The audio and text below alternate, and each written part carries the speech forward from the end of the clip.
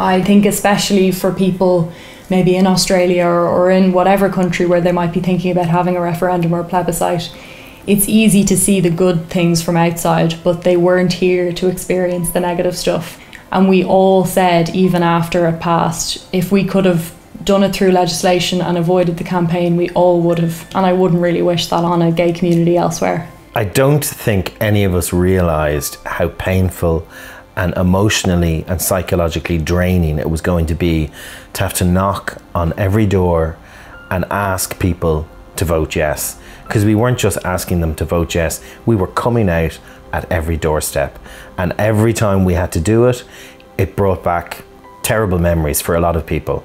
I met people who privately told me that they went home and cried every night after they'd canvassed. Still, I remember knocking on one door and a man came out and he took the leaflets and he tore them up in front of my face, and he opened his dustbin and he threw them in.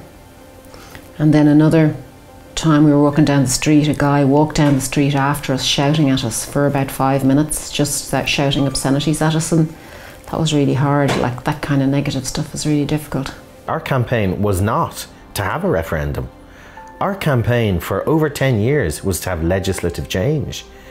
I felt kind of somewhat proud that I had the opportunity to say in a very public way how proud I was of Sam. But on the other hand, I felt that I shouldn't have had to do this. I felt that I was going around with a begging bowl, asking people to give something away that it wasn't theirs to give.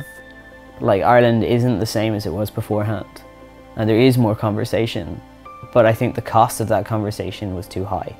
People in town know that we're a gay couple, and we've had the house there for about 10 years, and there were only 2 no posters put up in Kilrush, and one was on the way into town and the other one was on a telegraph pole outside our house, right opposite our house. Somebody has thought through about our house, our lives, so kind of specifically that they'll choose to put a poster right outside our front door. I remember being outside in the driveway, like literally crying as one of my neighbours was shouting at me that I'd asked her to vote in a certain way when I was asking her to vote for my rights.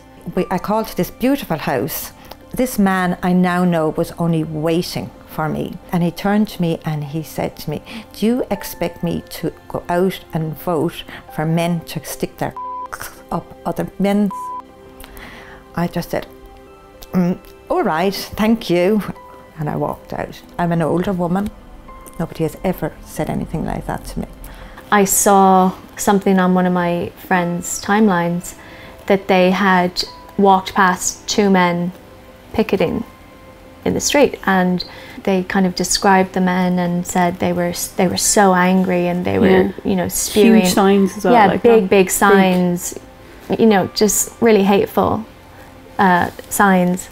And they described the men, and my heart just sank because I knew from the description that it was a very close family member.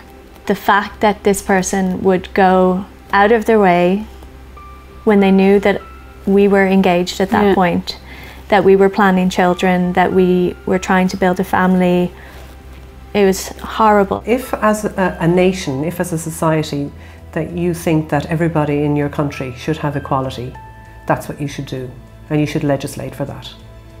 It's as simple as that.